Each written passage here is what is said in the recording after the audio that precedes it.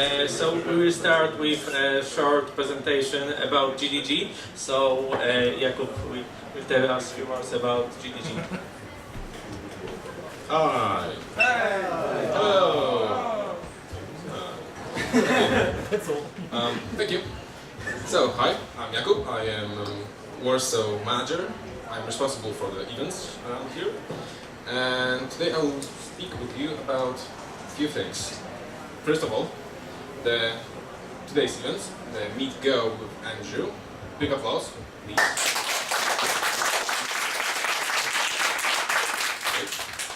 If you have the Google Plus account and you use Google Plus events, this is the QR code for the shortcut.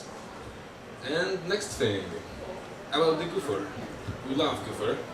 It's sweet and it's cute and it's actually quite usable. And we are organizing this as the GDG Poland Warsaw group. And we will say a few things about that. First thing, we have 7 cities in Poland, probably plus one. There is more. There is more. For sure. No, there are only 7. The other doesn't exist. We have even somewhere here the Racibórz. Yeah. It's a city. 7 cities. I hope. So we have almost 8 cities in Poland. We have started by 3 cities: the Warsaw, the Poznań, and Krakow 2 years ago as the GTACs, the Google Technology User Groups, and we were awesome.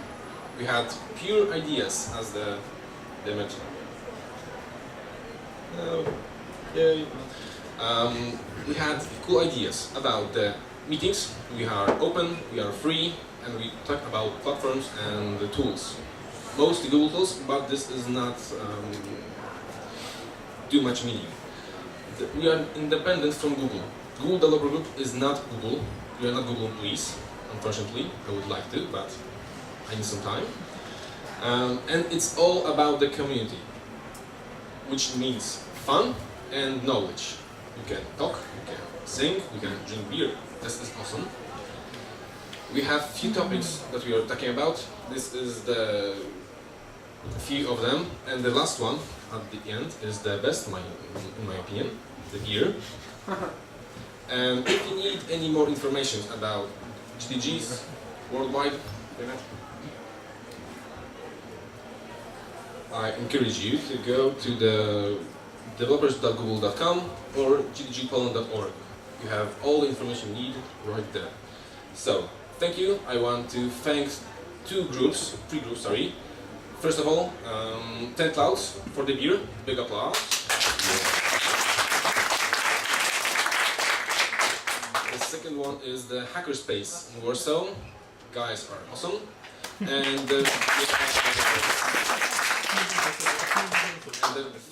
friends or something like that. Znajomych znajomych. Dziękuję bardzo. Thank you. And the third applause. So thank you. Use the Google Plus, and of course we'll be blah. So thank you, Jakub. And 1 minute for Michał. Hi. I'm representing 10 Clouds, who is sponsor of the beer. And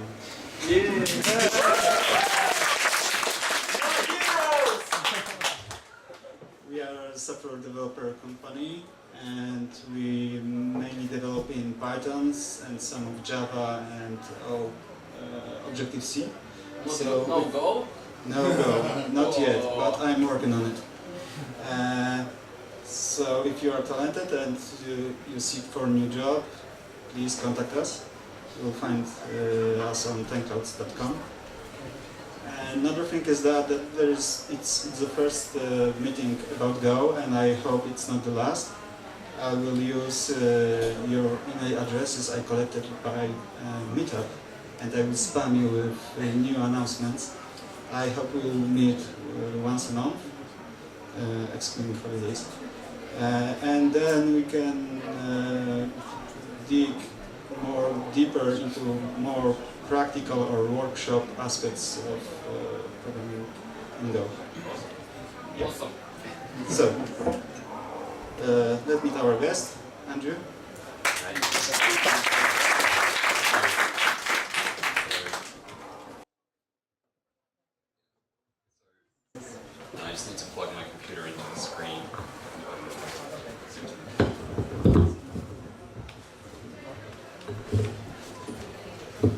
eventually I have the Beyonce style mic so I can dance as well.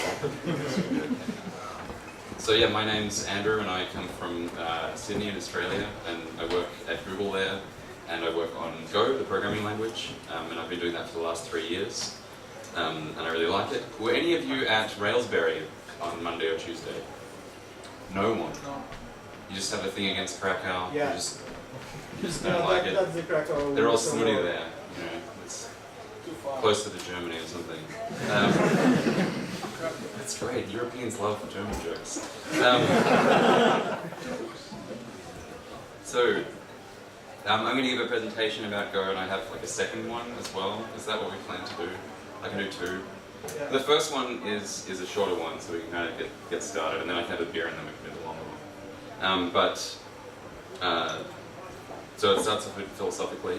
First of all, I just want to know who here has used Go before? Anyone? Who here has written more than 1,000 lines of Go?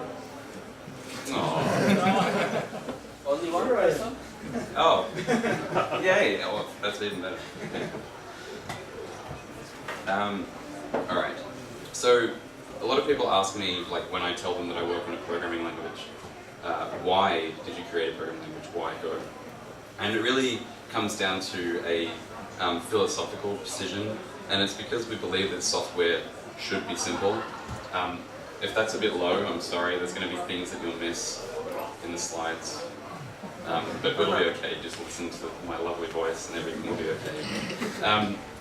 We believe that software should be simple. Who here believes that software should be simple? Can I see hands? Alright, who here believes that software can be simple? So, you know, a little bit, well, I believe that it can be. And part of that belief is what motivated the creation of Go. So what do I mean by simple? The simplicity starts with smallness. Small is beautiful and less is more. And simplicity is readable. It means that code that you write and that other people write is easy for you to read and understand. Simplicity is consistency. That is, things are the way they appear and are like the other things. Simplicity is orthogonality, and that means that if you take one thing and another thing and use them together, they behave together in predictable ways. And so the next thing is predictability. Predictability kind of speaks for itself. If something does what you expect it to, then it's simple. And robustness comes hand in hand with that. So the code that you write should behave the way that you expect it to and continue to behave that way and do so in a robust way. And finally, simplicity means useful by default. It means that you can take something and use it in its original form without having to set a million options to make it behave the way it should. Okay. So Go, just at a glance, a brief overview of what it is. It's a compiled language, so it's not interpreted, it doesn't run on a JVM. It actually compiles to a raw machine code that runs on your CPU. It's a statically typed language, meaning that it's not a dynamic language. It means that it has a strong type system, and you get all the correctness guarantees that you get with that. It has a clean syntax. Unlike a lot of statically typed languages, it actually is nice to use. It has a simple type system that's easy to understand, and it has concurrency primitives that make it easy to write simple concurrent code. It has a rich standard library, so you can get a lot done out of the box. It has great tools, which make it really fun to use, and it's open source. So most of the work that I do at work is done in the public. All of our development is on public mailing lists. We have actually more than 300 contributors in the community who work on Go, and we have more committers to Go from outside of Google than from inside of Google.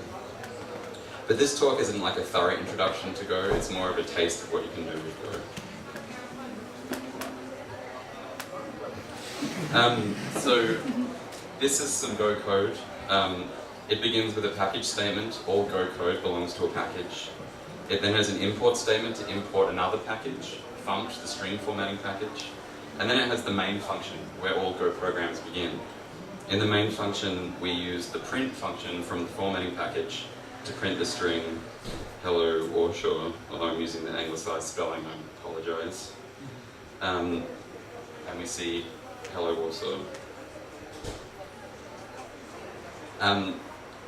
Jumping straight into concurrency, Go has Go routines. So a Go routine is a lightweight thread that's managed by the Go runtime. So you typically have many Go routines running across fewer operating system threads.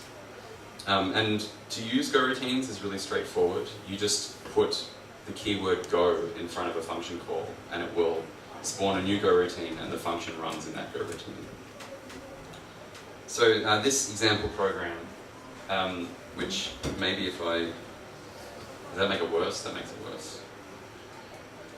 Who here cannot see the bottom of this slide? Actually, you know, these slides are available online. If you have... Oh, that's too much. I'll just keep going. You'll get it.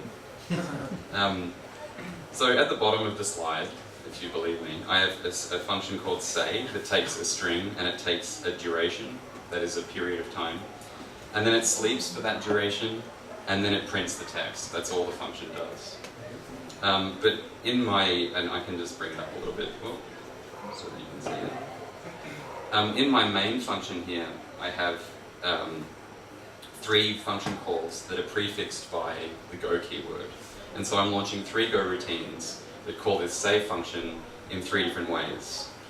And so I'm going to say 3 different things after 1, 2, and 3 seconds. And then I'm going to sleep for 4 seconds at the bottom of my main function, just so that I know that all of those Go routines will finish before my main function returns. And so if I run this program, I get this output, my tribute to the Ramones. But Go routines on their own are useful, but they need some way to communicate with each other. And the primary means of doing that is with channels. And channels are a typed conduit for sending messages back and forth, so they're used for synchronization and communication. They're really, really useful and versatile for expressing concurrent concepts, but we're not going to look at them in this talk because it's a short talk. Instead, I'm going to look at another of Go's concurrency primitives, and that is those in the sync package. Now, the sync package in the standard library provides some other concurrency mechanisms like mutexes or locks, condition variables, and other things. And so here I actually have a new version of the previous program that instead of using a sleep at the end of my main function to wait for everything to conclude, I'm using a wait group to actually wait for all of those say functions to return. And the way I'm doing that is I've modified the say function to take a wait group as its first argument. And then at the end of the say function, I call the done method on the wait group to signal that that Go routine has done its job. Then in the main function, I create a new sync wait group. I add 3 to it, so that actually increments an internal counter to 3. Then I launch the Go routines, passing in the wait group. And when each of those Go routines is finished, when they call that done method, it decrements the counter inside. And this final call to the wait method on the wait group, it just blocks there until the internal counter reaches 0. And so the effect is that my program will end as soon as all 3 Go routines have done their work. And so that's just another way of modeling a similar problem. You could use channels to do that as well, but this is more important for context here. Go has a time package, which has another simple design. The time package provides time and duration types for expressing instants in time and periods of time. And so here I'm parsing a time string November 10, 2009.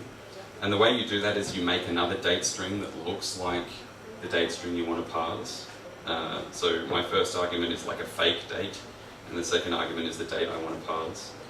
And that's actually the birthday of Go, so a bit over 3 years ago. Then I compute the age of Go by using the since function to get the duration between that date and today. And then I can print Go's age in days. 1262 days old, not bad, still young. It also provides a location type for expressing time zones, and so here I'm just printing the time in UTC, and I can also load, using my operating system's time zone tables, the time in Australia, in Sydney, and we can see here that it's actually well past my bedtime at home. And as we already saw, there's also functions related to sleeping in the time package, so they're there too.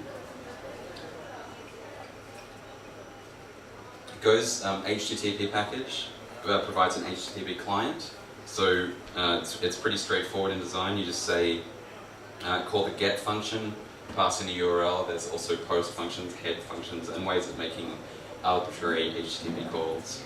And so this call just makes a request to golang.org, and it returns two values. So functions in Go can return multiple values.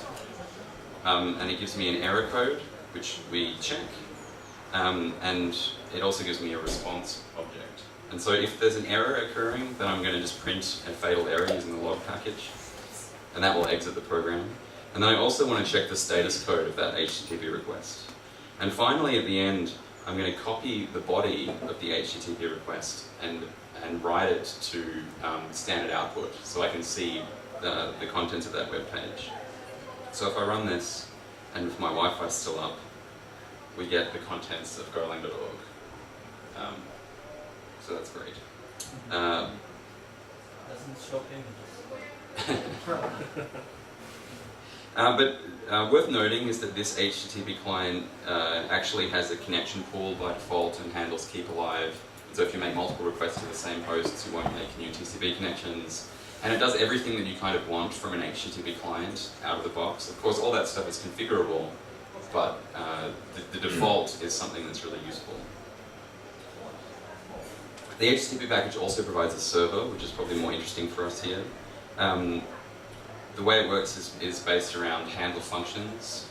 And so a handler function is something that services a web request. It takes a response writer, which is an object that you write the response to, and it takes an HTTP request struct that contains all the details of the HTTP request, like its body, the URL, any headers, and so on. And in the main function, I use the handle function to associate that handler with the web root, so that any requests to my built-in web server will go to that handler. And then I call this listen and serve, and what that does is listen on the specified host and port, and then start serving web requests on that socket. So if I run this, I'm actually running a web server on my machine now. And if I connect to localhost 4000, you should see, 8080, sorry. That was the last one. Okay, I see hello web. And that is, and that's a writer web server. Now, also worth noting here is that this is not just a toy web server. It's a high-performance web server. It's hardened against denial of service attacks, and it's production ready. In fact, it's so production ready that it serves dl.google.com, which serves all of Chrome downloads, Android SDK downloads, Google Earth, whatever. All that stuff is served by this same HTTP stack that you can use in your code as well. Well, YouTube uses Go for other things, not for the. This is specifically serving web stuff.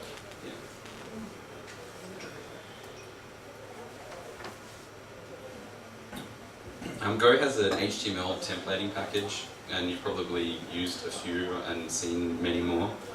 But what's interesting about this one is that it automatically escapes the content that you insert into your pages, and it's aware of the context. So it actually parses your HTML and knows if it's inserting a variable inside a script tag, like it is here, or an Anchor tag attribute here, or a just plain HTML here. And so in my main function, this is just a string constant. In my main function, I parse that string constant into a variable called temple. This is a template object. And then I construct some data that I'm going to insert into the template here. And so I have 3 fields, foo, URL, and text. And then I populate them, the first one with a quoted string, the second one with a deliberate XSS attack. So I'm trying to close this href tag and include some JavaScript. That would be typically what a malicious user might try. And finally, I've got some text which has a diamond bracket in it, which is an HTML element that has to be escaped. and I call the execute method on the template to output that template to standard output.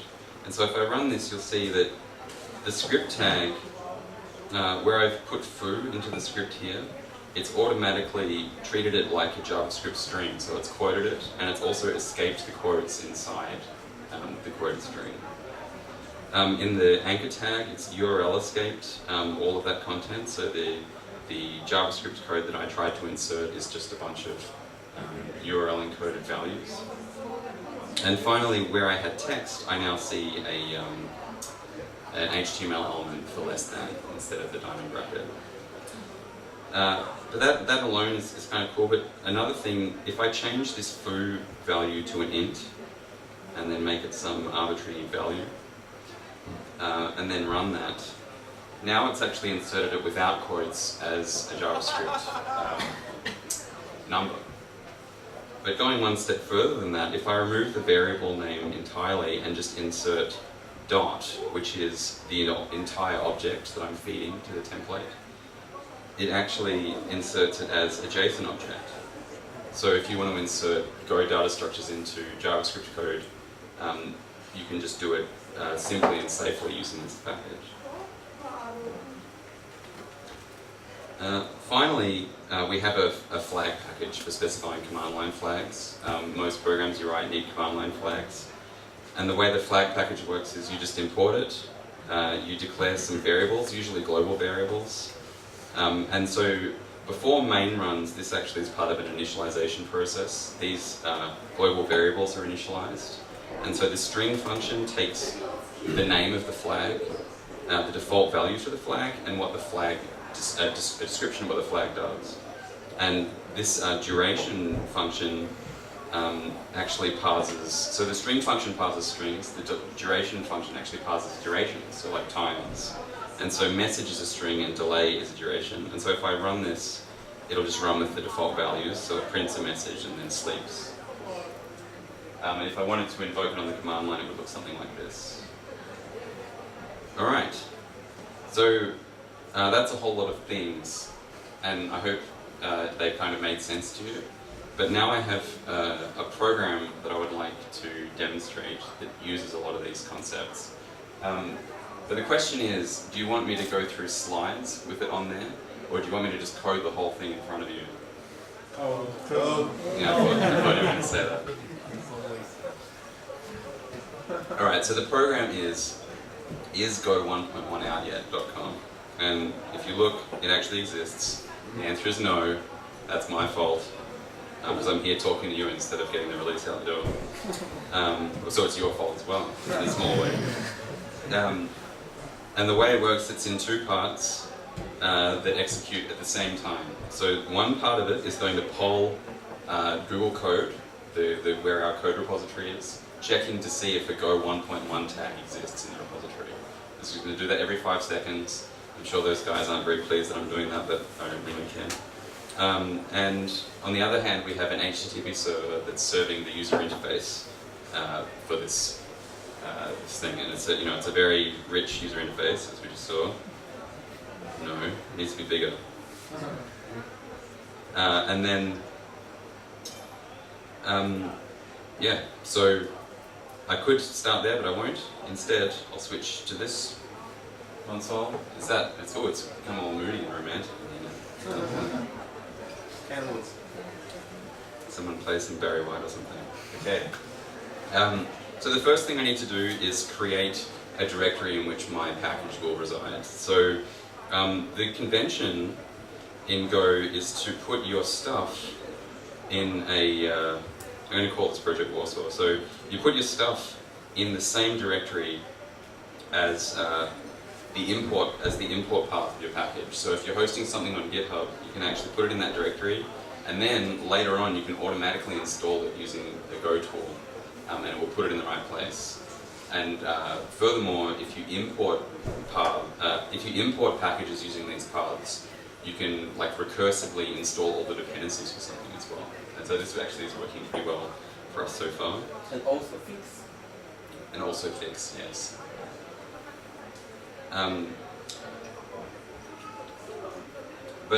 So I've got an empty directory, but all I need to do to get started is just start writing a file, main.go, and it'll be in package main.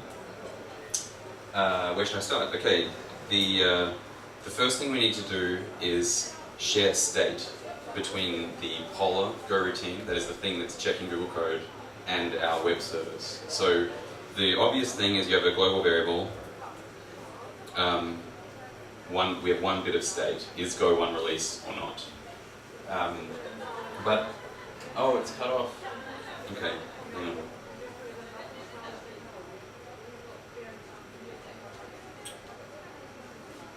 That's better. So we have a single bit of state, but and that'll do for now. And now we need a Go routine that will poll the repository. So I'm going to first write a function called isTagged that returns true if the release is tagged and false if it's not. And what isTagged is going to do is it's going to continuously hit this URL. Actually, I'll make it a constant for niceness. This is the URL of the Google Code project and the source detail release equals Go 1.1. So if I hit this URL, it will return a 404 right now because it's not released. In fact, I'll just try it out. So that returns a 404. That's an error. But if I use just the Go1 tag, we'll see that it actually will return a 200 response and show me something like this if and when Go 1.1 is released. Okay. So what isTag needs to do is make a request to that URL and then return true if it returns a 200 OK and return false in any other situation. But I don't need to do a get because I don't care about the body. All I care about is the existence of that page. So I'm going to do a head request. So I say HTTP head, change URL, check the error. And if I have an error here, it means that there's been some kind of network error in contacting the server, or it means that the URL that I gave it is invalid. And so I will log the error, and I will return false, because I'm just going to fail closed. I'm going to assume that if I get a network error that something's wrong and Go isn't released yet. Okay. One thing I'm remiss in doing is importing some things, so I need to import the HTTP package and the log package. Those are the ones I'm using so far. And I'll make my display a little shorter. Okay. Now I need to check the response code of the HTTP request. So I'm going to say if our status code not equals HTTP status OK, and that's just 200. Oh no, I don't need even an if statement. I can just say return. So I want to return true if the status is OK and false in any other case. So that's the isTag function. Okay. Great.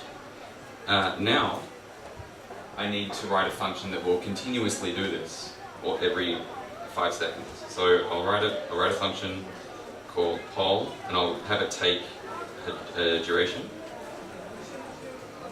And then I'll loop forever as long as isTagged is false.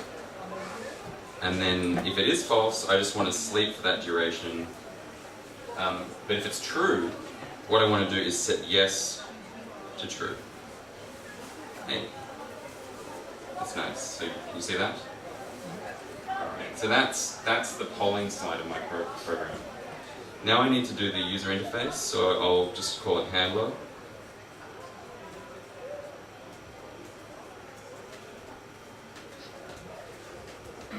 And this handler is just going to serve an HTML template with some data in it. So the data that I'll create will be a struct, and it'll have 2 fields, yes, and a URL, which is it'll be this URL up here.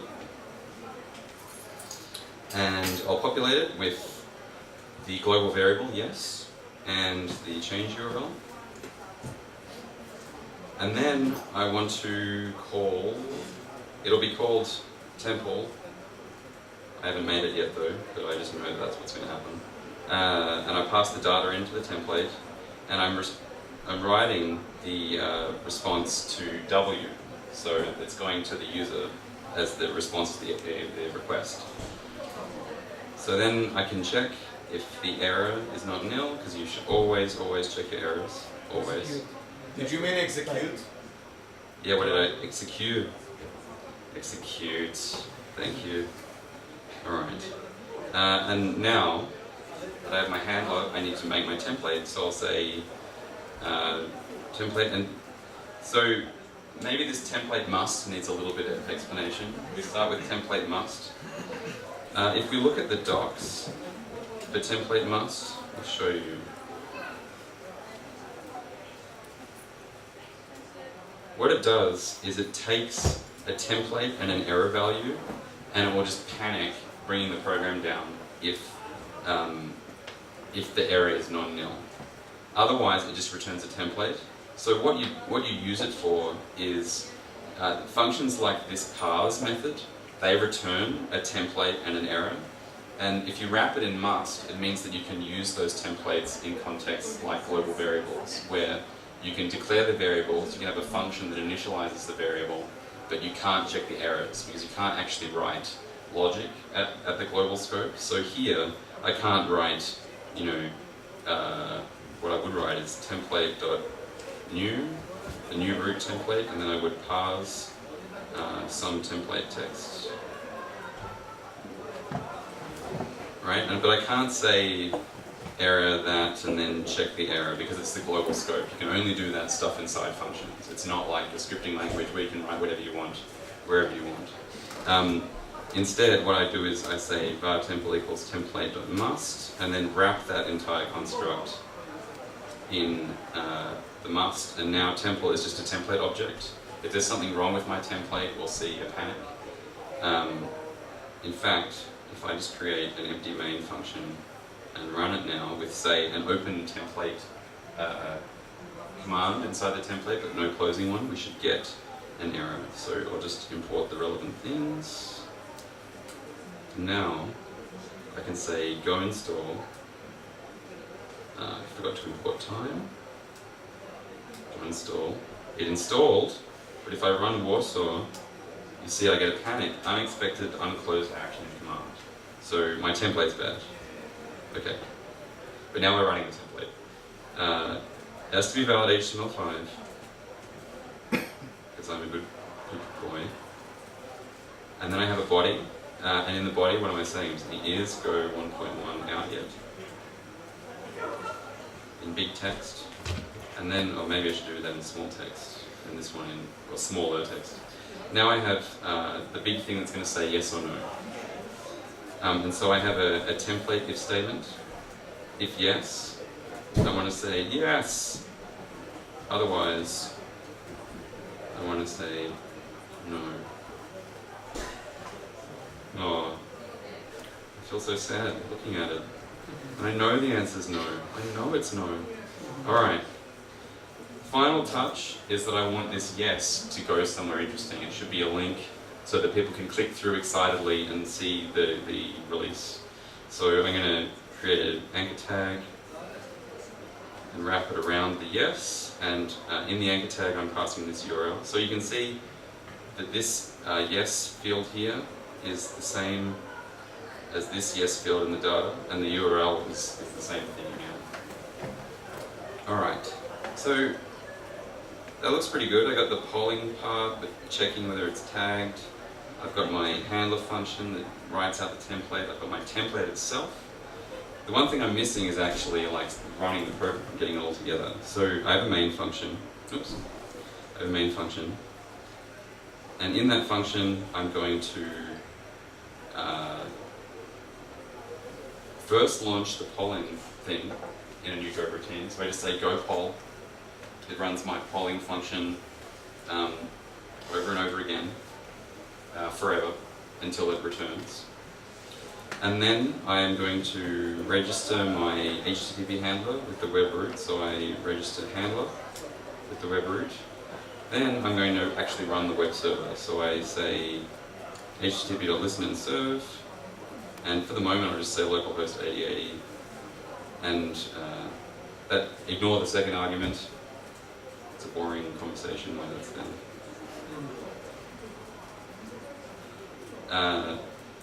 And what I can do if the error is not nil, so I'll only get an error out of this if it fails to bind to the hosted port that I've given it. So I should check that, otherwise it'll just exit silently and I won't know what's going on.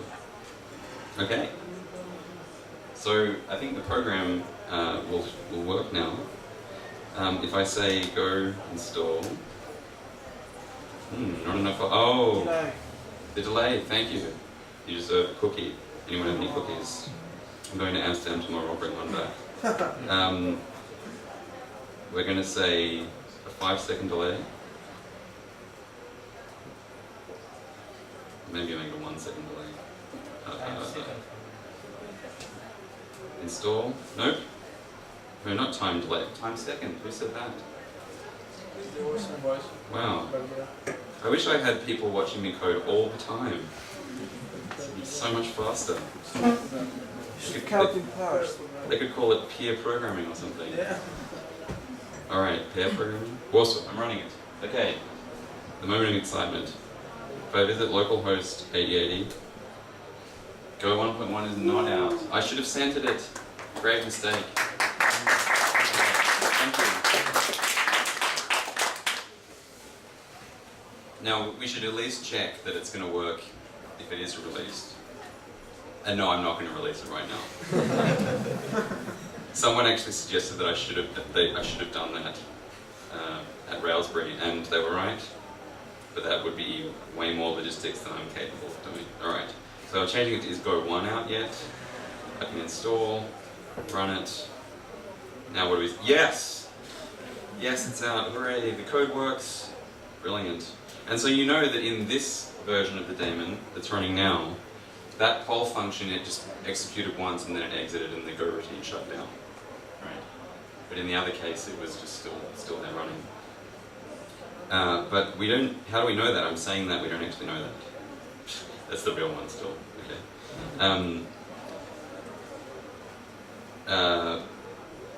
What we can do is add some monitoring to this program. But before I do that, I'll just magically format my code, reordering the order of the imports automatically, so they're in alphabetical order, thus satisfying my obsessive compulsive disorder. And then there are two things wrong with this. Actually, I jumped ahead. One thing is, I have two things running simultaneously, and in one Go routine, I'm going to do this at some point. I'm going to say yes equals true. So what? Well, in this other Go routine, or possibly many other Go routines, I'm actually getting the value of yes. So what happens if I'm updating the value of yes while I'm getting the value of yes? Can anyone tell me? Really? Nobody can say what will happen? Yeah, it is a race condition, and actually your silence is golden because it's undefined. Nobody knows. Especially not the author of the program. That's not robust. So, we actually have a race detector that might find this, but I'm not going to sit here and wait for it to find it.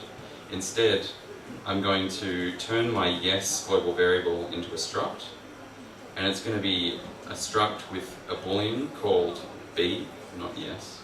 B is nicer. And I'm going to embed a mutex inside that structure. So now, whenever I'm using yes, whether it's writing to it or reading it, I will take a lock around it and synchronize the access to that variable. So here where I'm updating yes, I'll say yes.lock, taking the write lock, excluding any readers and any writers. I'm the only one who can touch this variable now. And then I'll set yes.b to true, and then I'll unlock. And then in the handler function, where I'm getting this yes value, instead I'm going to take the read lock before constructing my struct, and then I'm going to release the read lock. So the read lock's different to the write lock in that many Go routines can take the read lock simultaneously, but only one Go routine can take the write lock at any one time.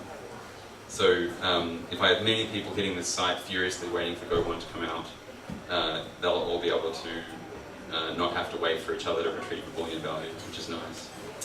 And so then I retrieve ESB, I install it, and I can't actually show you that it works any differently, but you'll have to take my word for it that it does. It's just nice. It's a nice thing to do. The other thing I should do is make my thing configurable, because when I deploy this to my server out on the internet, I don't actually want it to run on localhost 8080. I actually want it to run on localhost 8083 so that my reverse proxy can find it. But that could change at any time, so I'm going to add some command line flags by adding the flag package. I'll then add a couple of flags. One will be the HTTP address, and I'll call it HTTP default.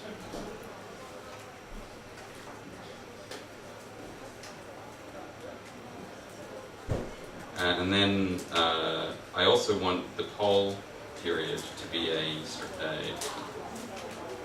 duration. So I'll say poll default is 5 seconds.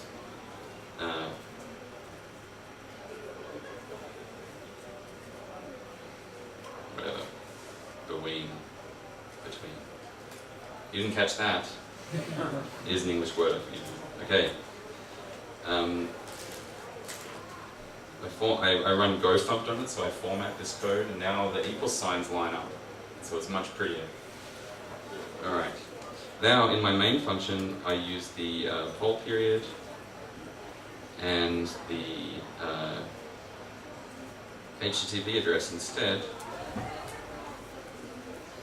And now, oh wait, I want to make it 1.1.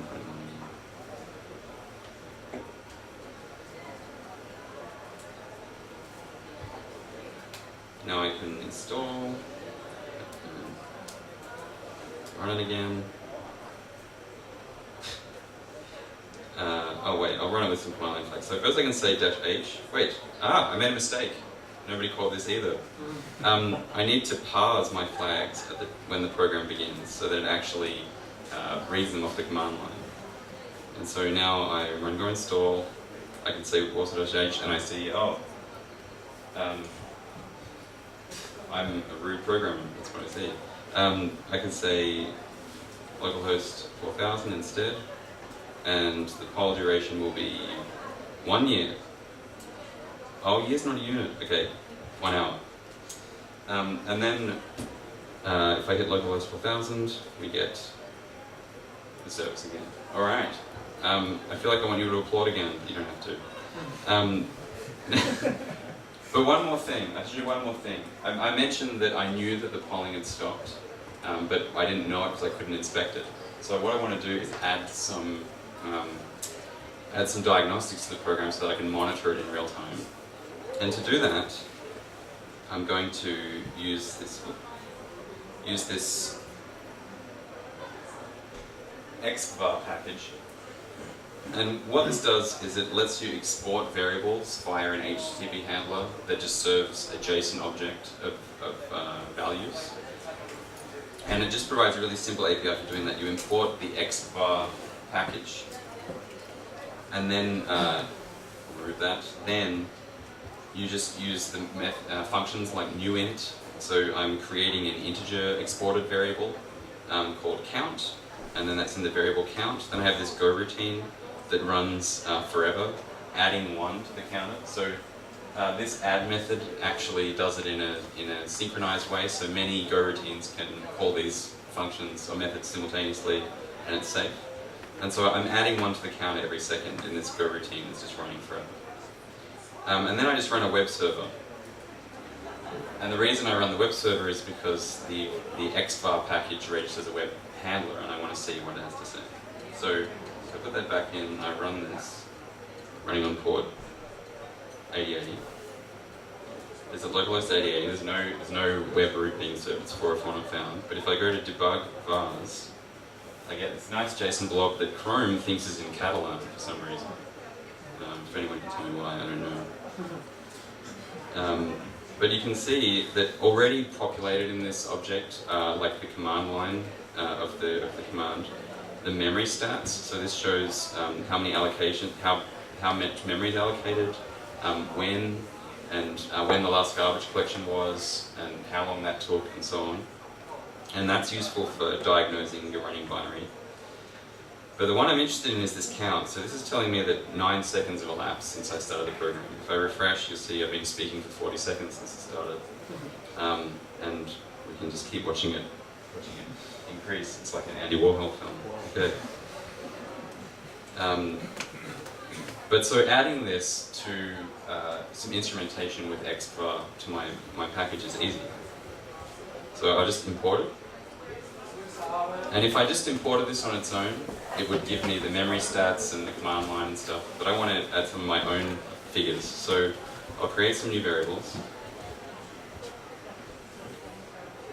One of them will be, well, the number of hits. I want to know how popular it is. A new integer hit count. What else? What else should I monitor? Number of polls. Number of polls. Last poll. Last poll. Ooh. Didn't think of that. Last poll. Okay, so let's look at the dogs.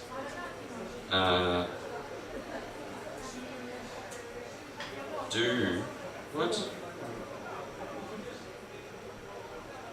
Not available.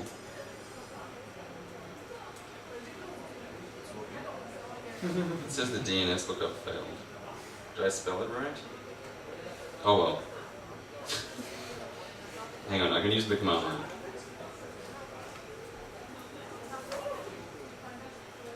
line. Okay, so last poll, and I'm going to store that as a string.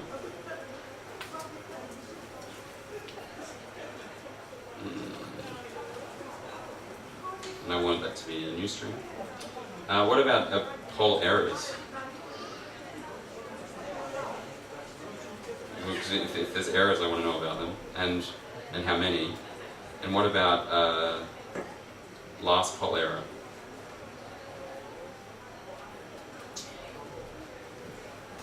So that'll be a string, which is the error message of the last error that occurred. And I'll sort them because I have to satisfy my mind.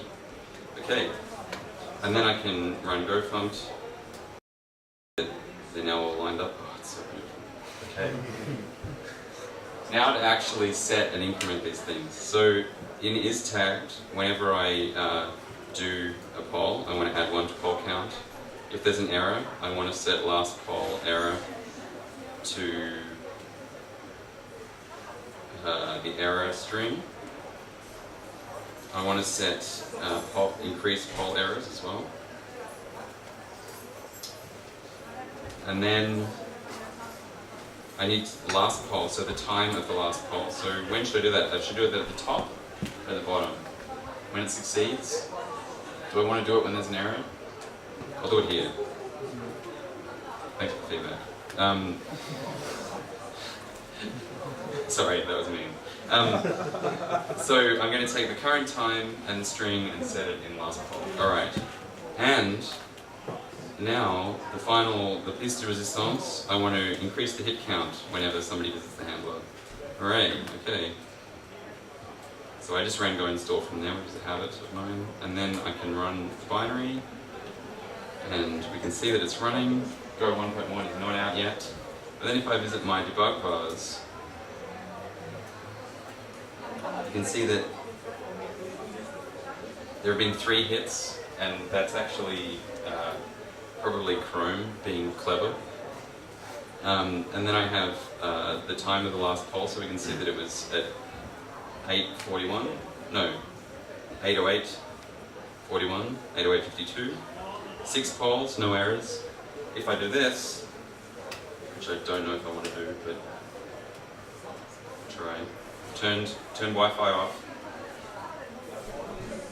Oh, see, and now it's probably gonna sit there for a little while it freaks out, wondering whether it's gonna find anything or not. In fact, there might be like a 2-minute timeout on the request.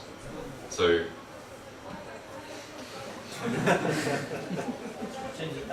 No, I'm not really going to do it. It was a nice idea, but I'm not going to wait for that.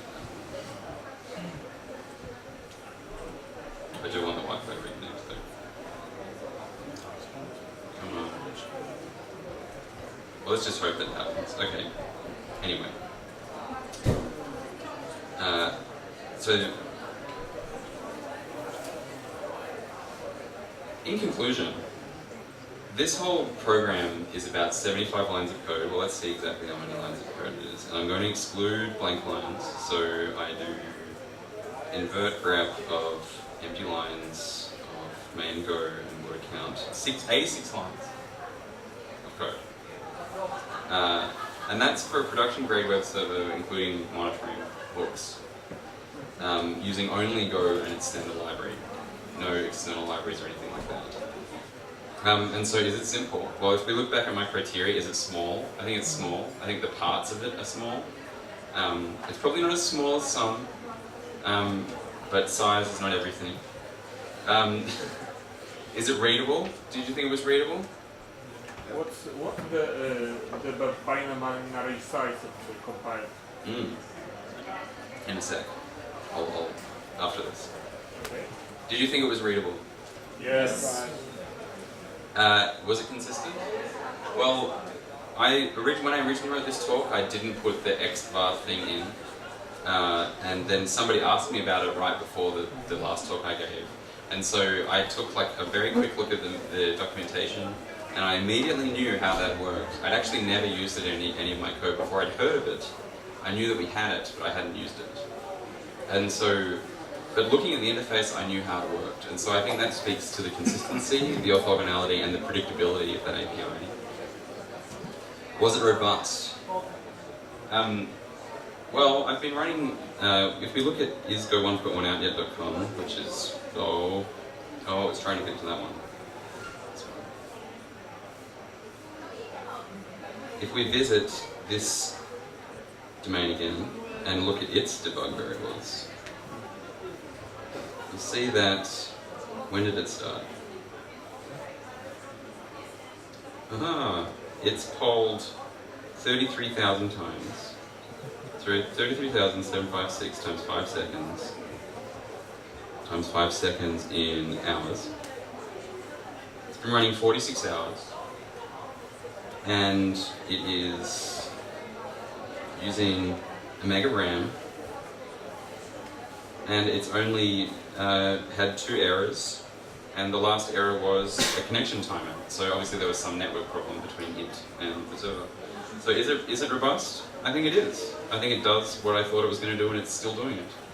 And is it useful by default? Well, I used all of those packages in their default form, and they were doing what I wanted them to do, so I think that's true as well. So in this talk, I didn't talk about Go's type system, and for a statically typed language, for me to actually write a program in front of you and explain it without talking about the type system, I think is a testament to the lightweightness of that type system.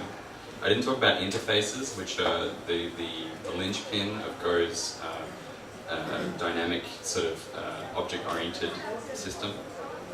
I didn't talk about concurrency in any depth, yet I wrote a concurrent program that works reliably. I didn't talk much about the packages or the build system, it just kind of worked for me. I didn't talk about code, well I did talk about code formatting actually.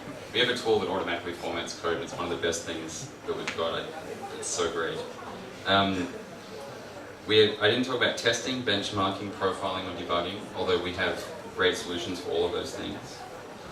And I didn't really talk about documentation, although I looked at some. And so, but there's so much more to talk about, and I hope in the second talk I will talk about more of this stuff.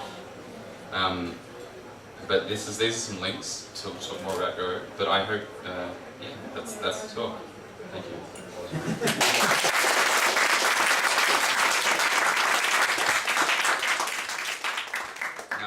Questions, and you asked the question, how big is the final binary? And if we look at my bin Warsaw,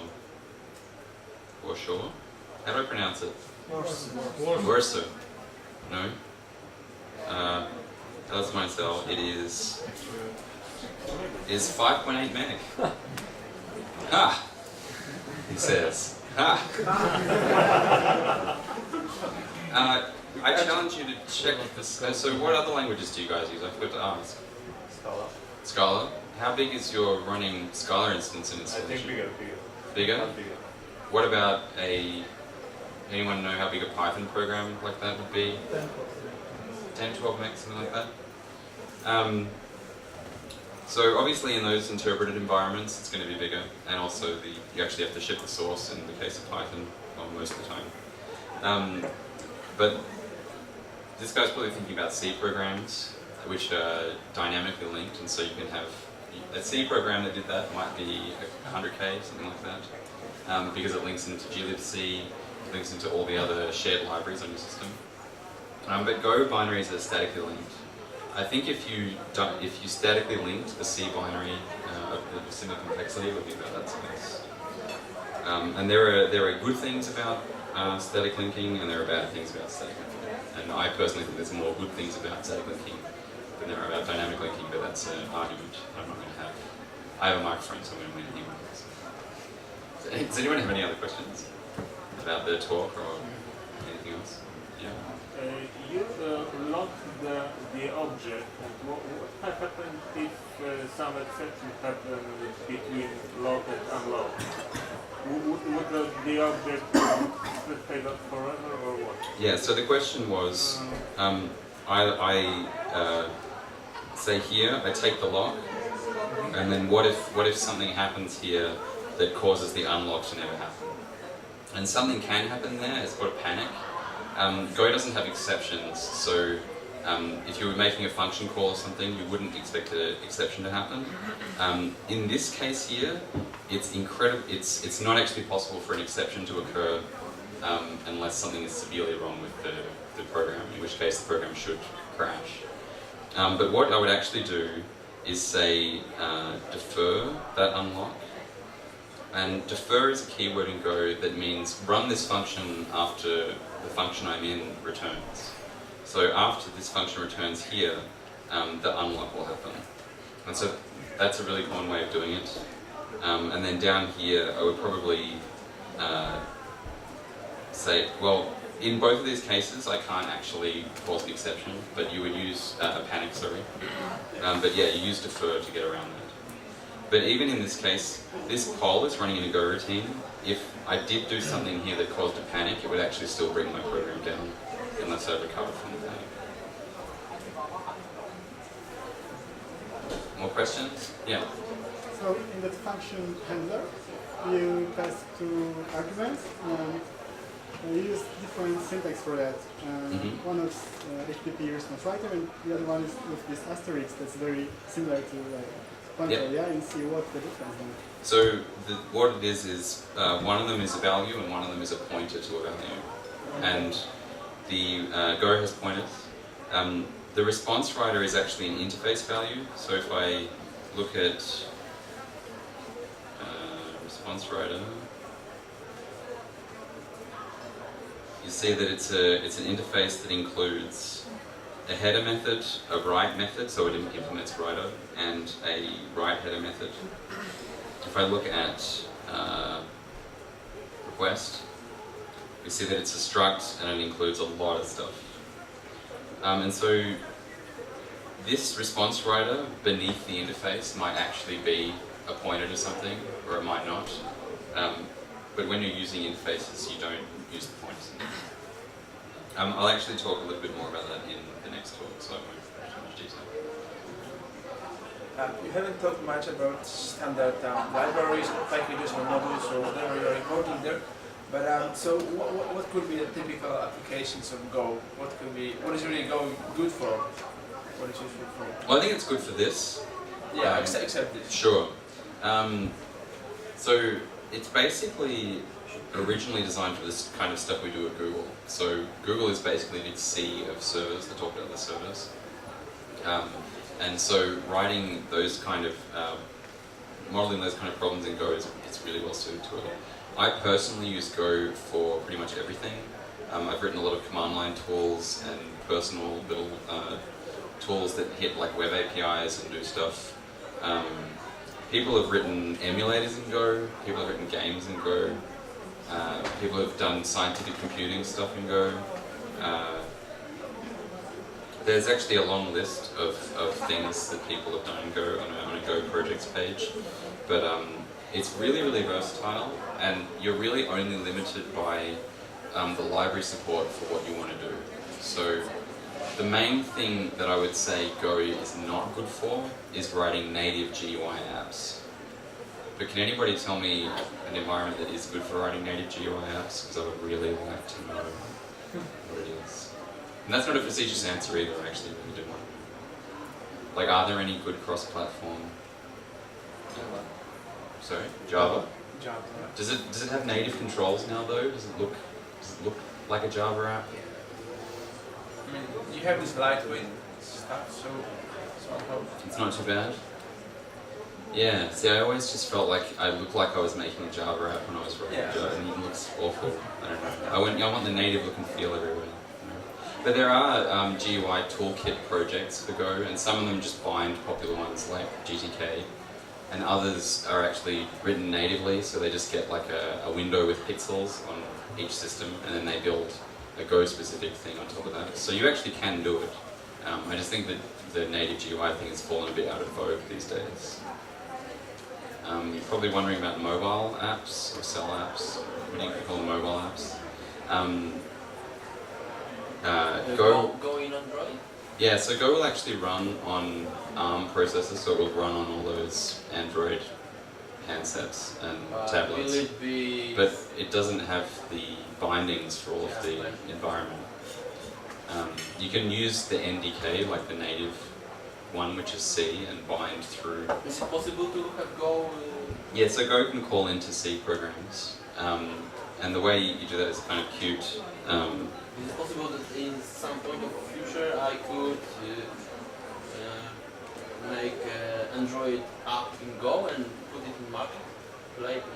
I think you can put stuff in the market that has native binaries in it, and I have seen people write Go stuff for Android, but there's no support for it in the SDK. It's totally has to be a third-party thing. I would love it if someone would do it, but it's probably a pretty big task. Would it be possible to have a subset of Go that's suitable for real-time programming? I think without GC and all this? Yeah, I think that if you once you start modifying the language enough to make it suitable for real time, I think it's a different language, really. So I think the answer is definitely true. It would be possible, but would it be the same project anymore? Probably not. Because you definitely couldn't assume and do a lot of things that you assume in normal Go programs. Two questions. First, how garbage collector in Go differs from Java garbage collector? There's a lot of materials about garbage collecting in Java, even low latency applications. My second question is about how Google use Go, because we thought that Go was designed to use in Google. How Google use Go? Okay, so first question was how does Go's garbage collector compare to Java's garbage collector? And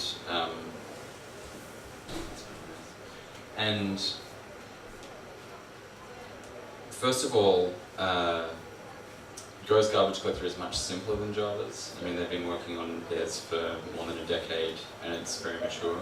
And being a VM environment, they're able to easily move. Java doesn't use pointers, so you can move the memory around in compact. So the Java GCs tend to be generational in compacting, which means that you can actually run code while the garbage collector is kind of happening incrementally. But Go's garbage collector is a stop the world garbage collector, meaning that your program actually stops executing while garbage is being collected.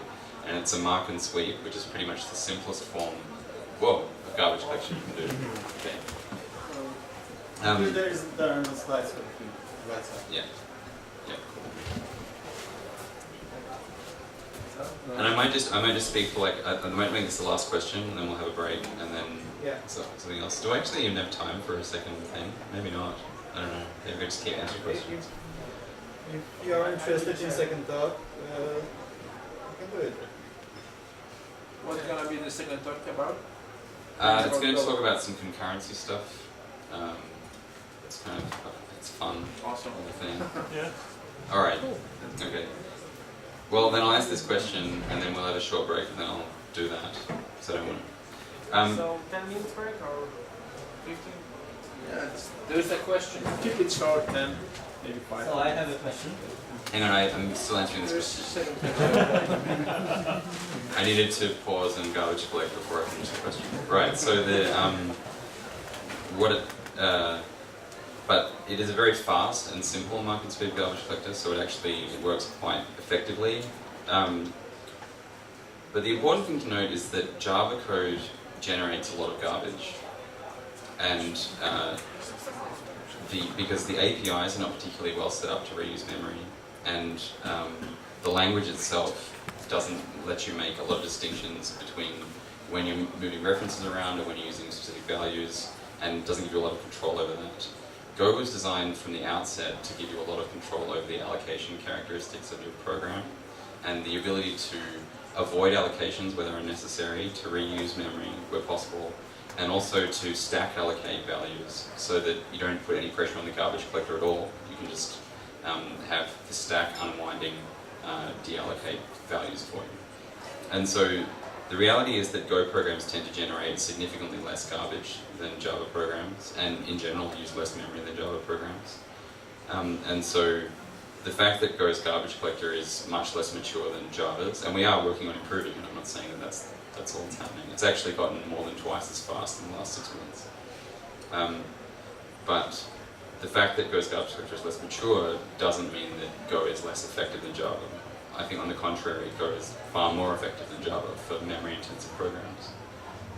The second question was about how Google use Go. So I'll end with this one and then we'll break and then we'll do the next thing.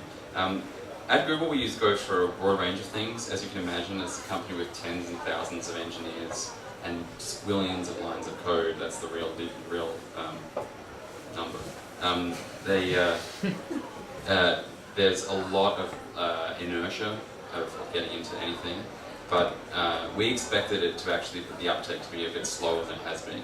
A lot of people have been getting into Go from all over the company in sort of surprising areas as well. A lot of our operations teams who regularly build tools for either monitoring or configuration, or a typical thing is you have X thousand servers and you need to connect to all of them simultaneously and run something and do something or whatever.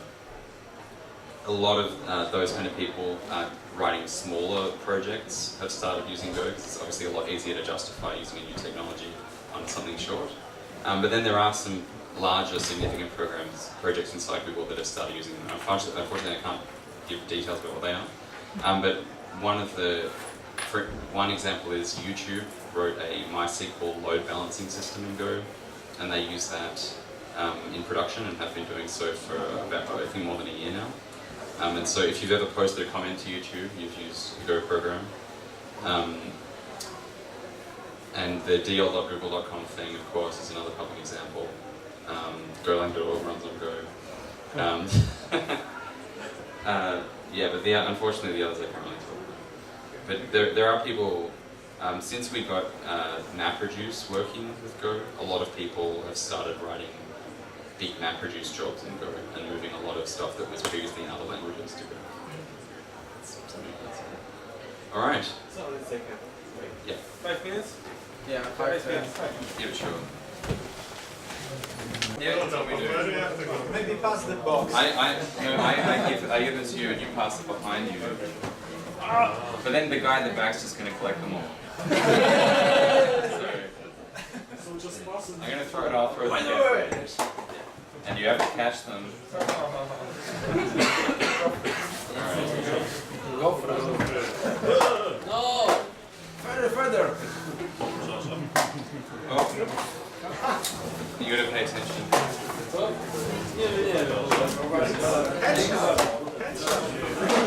Whoops! You gotta catch. Alright, this is it.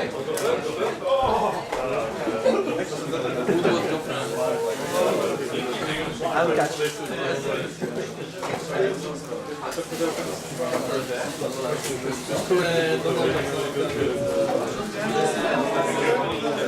I like throwing stuff. No, it's dangerous. Really? Yes. It's for you. Give it to him.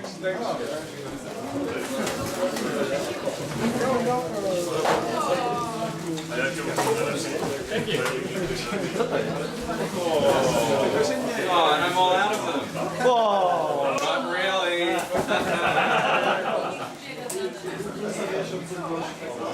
You have to stop talking, or I'll be upset. And huff. And cry. Alright. So this is another Go talk. There's a video of the talk and we're going to watch it now. No, we're not. Okay. You may have heard of Go. What is Go? It's a thing. Okay. So a little bit more philosophy, but less than last time. Go is about composition. So I've mentioned that Go is object-oriented, but it's not in the usual kind of way. We're going to see the way in which it is object-oriented now. But it has no classes. Instead, you just have types and declare methods on the types. It has no subtype inheritance. You can't build inheritance hierarchies. And it has interfaces, but they're satisfied implicitly. You don't have an implements declaration on your types. The result is you get simple, small pieces connected by simple, small interfaces. Go is also about concurrency. Go provides concurrency primitives like Go routines, which you've already seen, and channels, which I've already described. The result of this is comprehensible concurrent code. Go is about gophers. Come on. That's actually a screenshot of the Hangout when we released Go 1.1. And that's not a joke, that's actually for real. So Go is about composition, concurrency, and gophers. And I want you to keep that in mind. Here's a Hello World program. Here's a more interesting Hello program.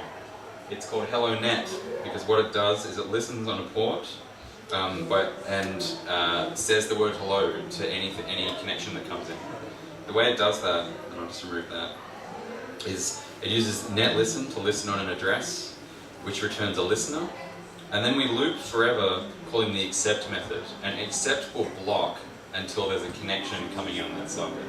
So at the top of this loop we get a connection, and then we use fprint to print the string hello to that connection, and then we close the connection with its close method.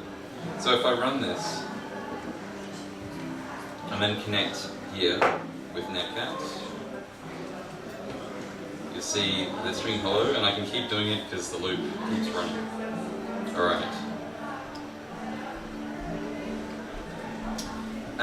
But there's something interesting happening here, and that is we used fprint to write to a network connection. And usually fprint is associated with files in C, but the way it works in Go is that the first argument of fprint is an IO writer value, and that's an interface value. And the IO writer interface is specified in the IO package, and it's a core piece of doing IO in Go. And it just specifies this one method, write, which takes a slice of bytes, that is like an array of bytes, and it returns the number of bytes that were written and an error value. Our network connection is also an interface value because there are many different kinds of network connection. There are UDP connections, TCP, and so on. But our network connection has a write method, and so therefore it is an IO writer. And so I can use my network connection here in fprint where that interface is expected. Now fprint and the formatting package know nothing about network connections, just to be clear. The net package is totally separate, but because of these implicitly satisfied interfaces, we're able to use a network connection as a writer in the formed package. And this happens over and over again. Here's a more interesting server.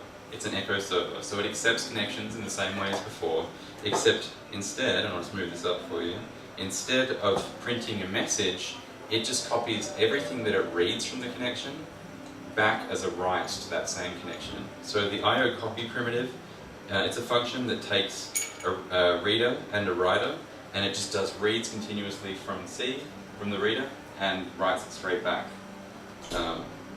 Here's the definition of IO copy. Here, it takes a reader and a writer. The connection is a reader and a writer, and so we can use it there.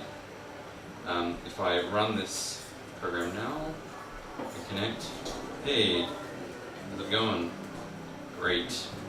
I have a beer now. And the Coke has kicked in, so it's like counteracting. Okay, but can anybody spot a problem with this program? Crash. It's not concurrent, yes. So, I win the go. yeah, you got it already. That's great. Well done. All right. You see here at the bottom, when we call IO copy, it just blocks their copying, and it will only return once it either finishes reading or encounters an error writing. And I'm also not checking the error return value of copy, but that's another problem. But so if I go back to my terminal and try to connect to that same service and say, hey, what's going on? You'll see that I don't get any echoes until the first connection is shut down. So hit Control C. Now, I have to increase the size of it so you can see. You see that it has actually echoed all the stuff that I wrote in. So it wasn't until the first connection returned and this loop got back to the stop that it could actually accept the next connection and get on with the job. So the way to address this is with Go routines. I've already talked about what a Go routine is. So to make this a concurrent echo server, I just add 3 characters to the program, G-O space. And so now, for every connection that comes in, I launch a Go routine, and all the copying happens in that Go routine. Meanwhile, I go back to the start of my loop and accept a new connection and can serve another client. So running this one, you'll see that I can connect there and connect here. And it continues to work for both, and I could serve many more clients than that, obviously. Not every line you write is a connect, so why does it trigger accept again? No, so every line I write is a write to that socket. Yeah. And so copy is just reading those writes. Oh, on the same. Okay. Yeah. So the accept is the actual the network connection that comes in. All right, but that's just boring like trivia, right? So we want to do something more real. And have any of you used chat roulette before or heard of chat roulette? Never heard of it? No one will admit to having used it. You'll be pleased to know that it is. This is a text-only version of chat roulette. There will be no naked, sweaty men in this demonstration unless someone closes the windows. Keep the curtain closed. Oh, I shouldn't. Who invited you? Okay. But the way it works is a user connects and another user connects, and then we match those 2 users together, and then whatever one user types gets sent to the other user, and vice versa. So the design of the program is actually basically similar to the echo program I just demonstrated, except instead of copying from a connection back to itself, we're copying from, we take 2 users' connections and copy from user A to B and from B to A. And so you can probably already imagine in your head that you've got 2 Go routines running copies that do that. But as in real life, the hard part is matching the partners together. So here's a design diagram, which on the left we have the echo server that we saw earlier, and on the right we have a chat server, our new chat server. So the echo server has this accept loop in the main function, and these boxes are Go routines. The main Go routine has the accept loop, and then for each connection that comes in, we're going to launch a Go routine that copies back to itself. In the chat server instead of launching a Go routine that runs copy, we're going to launch a Go routine that runs a match function. And we pass our connection into the match function. And then the match functions somehow decide between them which one is going to own the 2 connections and which one is going to give their connection away and kill itself. Which is a bit dramatic, but there you go. The one that ends up with both connections passes them both into a chat function, and then the chat function will initiate the copying from connection A to B and from connection B to A. So to describe how the two Go routines will decide who gets to own the connections, I need to introduce channels. I didn't talk about it last talk, this is all new. Go routines communicate via channels often, and a channel is a type of conduit that can be synchronous, that is, any sends to that channel must be met with corresponding receives at the same time. Or they can be asynchronous, where you have a buffered channel and you can send values to the channel as long as there's space in the buffer, and you can receive values from the channel as long as there are values in the buffer. But this example uses a synchronous channel. I have this fibs function, which is here at the bottom, and it takes a channel of integers, and it will just loop forever sending Fibonacci numbers down that channel of integers. In my main function, I create a channel of integers, and then I launch a Go routine running that fibs function, passing in the channel. And then I loop 20 times and do a receive from that channel and print the value that I receive. So this little arrow operator is the channel operation, is the channel operator, and if it's on the right-hand side of the channel, as in this case, then it's a send, so the value moves in the direction of the arrow. If it's on the left-hand side of the channel, then it's a receive expression. So in this case, this send at the bottom will block until this receive is ready to happen, and vice versa. Okay, so if I run this, I get the first 20 Fibonacci numbers. Hooray! But channels on their own are very useful, but they're not the whole story. We need a means of working with multiple channels simultaneously, often. And the way to do that is with a select statement. And a select statement is just like a switch statement, except instead of switching over values in the cases, we have channel operations in the cases, and we're selecting over those. So you can have sends or receives in the cases, and you can mix them together, and whichever one of those operations is ready will be the one that proceeds. If more than one case is ready simultaneously, then it's one of the cases is chosen randomly.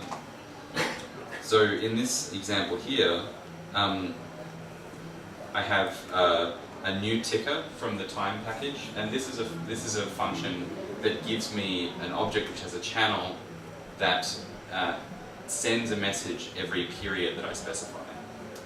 And then I have a boom channel, which I use time.after, which sends a single message after 1 second, or some time interval. And then I have an infinite loop here, and in the infinite loop I have a select statement with two cases, one receiving from the ticker channel, and one receiving from the boom channel, the time.after channel. And so if I run this, oh, I've deleted half the code, so it's obviously not working.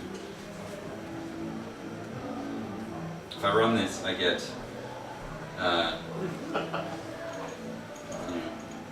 but you see, maybe you noticed the first time I got 4 and then the next time I got 3. That's because by the time the 1 second has elapsed, it's actually time for both of them to be executed. So that just kind of happens randomly. Alright. But so now let's take the echo program that we had before. Now that you all understand how channels work, we'll take the echo program and we'll modify it to create the chat program. So we take, get rid of the copy function in that accept loop and replace it with launching a match function in a new Go routine. So instead of copying, we're running match. Now the match function is probably the most subtle thing that I'll talk about in this talk.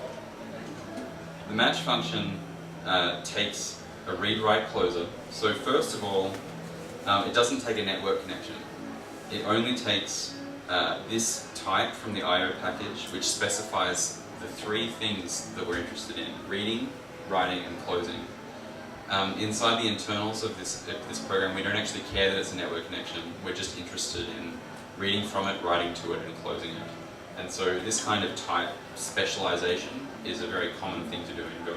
You just kind of take the interface type that you're actually interested in, rather than the concrete type that you might be interested in when you write the program first. Okay. But inside the match function, I print a string to the connection to greet the user, to say, I'm waiting for a connection, and so they don't think that they haven't connected or something. And then I have a select statement that does two things. In one case, oh sorry, getting ahead of myself. What the match function actually tries to do, to remind you, is it tries to simultaneously send its connection to another match function and receive a connection from another match function. So only one of those things can happen, but it's trying to do them both at once. And so when another match function comes along, one of them will end up with two connections and the other one will end up with no connections. And so the way, the rallying point, the channel that we use to make that happen is this partner channel. It's a global variable in my program, which is created at startup time, and it's a channel of read-write closes. So it's a channel of our connections. And in the match function, we have a select block that simultaneously tries to send its connection to the partner channel and receive a connection from the partner channel. If the send succeeds, it means it's handed the connection away. And in that case, the function exits, the go routine shuts down. If it receives a connection, as the other go routine must have done, it stores it in this new variable p, and then it launches a chat function with p and c. Alright. The actual chat function itself, the conversation, is a bit more familiar.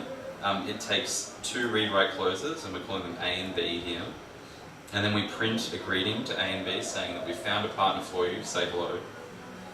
Now we launch one go routine that copies from B to A, and another go routine, in the current go routine we copy from A to B.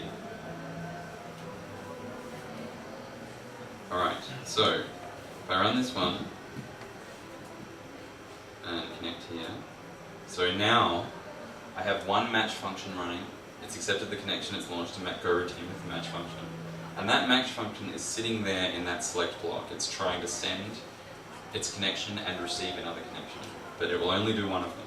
And now, if I connect from this window, another match function was launched, the connection was exchanged, and now one of those match go routines has launched the chat function, and we're talking between things. Hey, what are you doing? I am watching an amazing talk.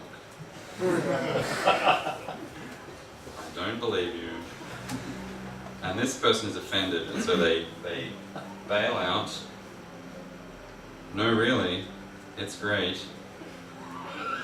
Really, I'm serious. They have beer. And this person doesn't know that the other person's gone. And why? Because I didn't handle my errors. Rookie error. Error handling is important.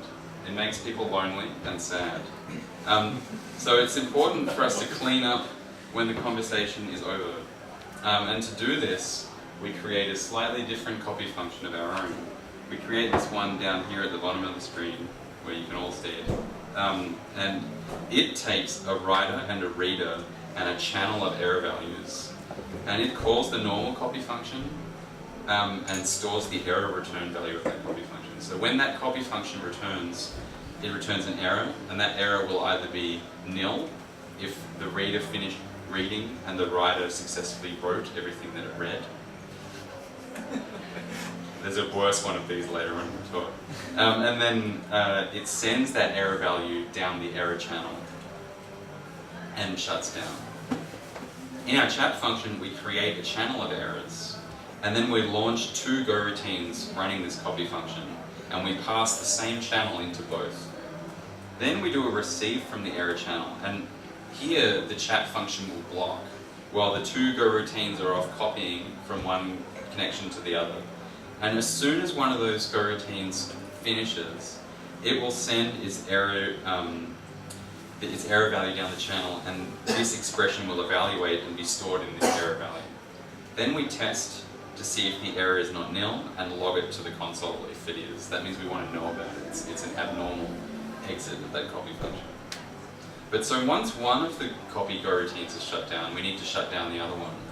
because we passed the same error channel to both copy functions, we actually don't know which one of them shut down. But that's fine because we can just call close on both of them. It doesn't matter if you close a network connection twice. So now with this version of the code in place,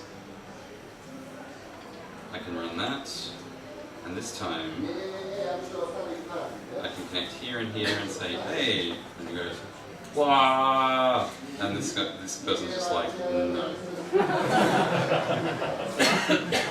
And No error.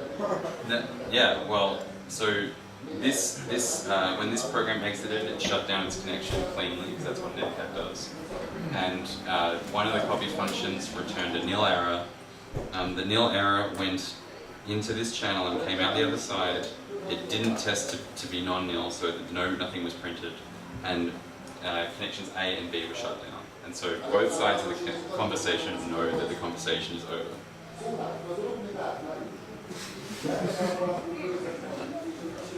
But you say, Q program, Australian guy, this is, we don't use TCP sockets to communicate over here. Well, you probably didn't say, you do actually. But not just TCP sockets, you build stuff on top of it. And so that's a good point. We can modernize it by turning it into a web application. And instead of TCP sockets, we're going to use web sockets. Who here doesn't know what a WebSocket is? Wow, I barely know what a WebSocket is. And we're going to serve the user interface with Go's HTTP package. And the WebSocket support comes from a sub-repository of Go, so it's like an official but not officially supported package for doing WebSocket. Alright. You know how web servers work, but WebSockets actually sit on top of the HTTP package. So when a connection comes in and tries to start a WebSocket connection, they actually make a normal HTTP request and then they send a special command to upgrade it to a WebSocket connection. And a WebSocket handler can be registered with the HTTP package just like a normal HTTP handler, except what you do is you wrap a function in this WebSocket handler type, and your WebSocket handler looks something like this. It's a WebSocket connection, that's all it takes. And inside the handler function, it can read and write from that WebSocket connection, just like a normal network connection or a file or whatever. And when the handler returns, the WebSocket connection is closed. Just like when a HTTP handler returns, the response body of that handler is closed. And then we just start a web server in the normal way. And so I can run this, and no I can't. I'm still running something else. Okay. I can run this, and what I'm doing now is I'm listening on port 4000 with a WebSocket handler, and what that handler does is it reads a string from the input, and then it prints that string to the console, and then it writes another string in response to the WebSocket connection as output. And what I'm going to do is bring up the JavaScript console here, and I'm going to actually write some JavaScript code by copying and pasting the traditional way, and create a socket object that connects to my daemon that's running here, and then I will register an onMessage handler so that when a message comes in it gets logged. And then I'm going to send a message, so this is where the action happens. I send a message from the browser WebSocket to my backend service.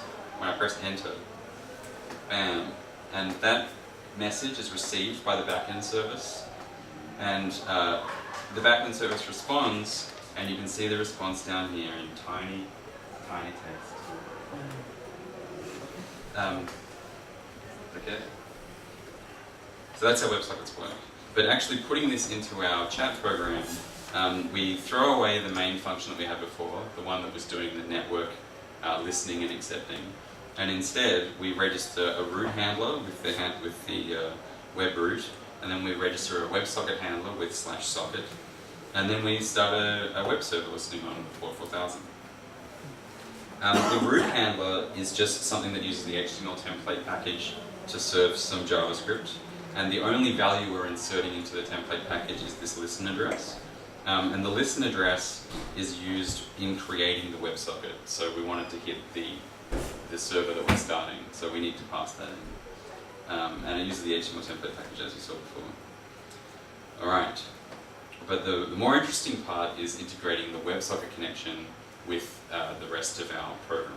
So you recall the way our network connections are represented in our program is as a read-write closer. So we read from them, we write to them, and we close them. But WebSocket connections, if we look back a couple of pages, they have a connection which implements read and write, but to close the connection, we actually exit this handler function.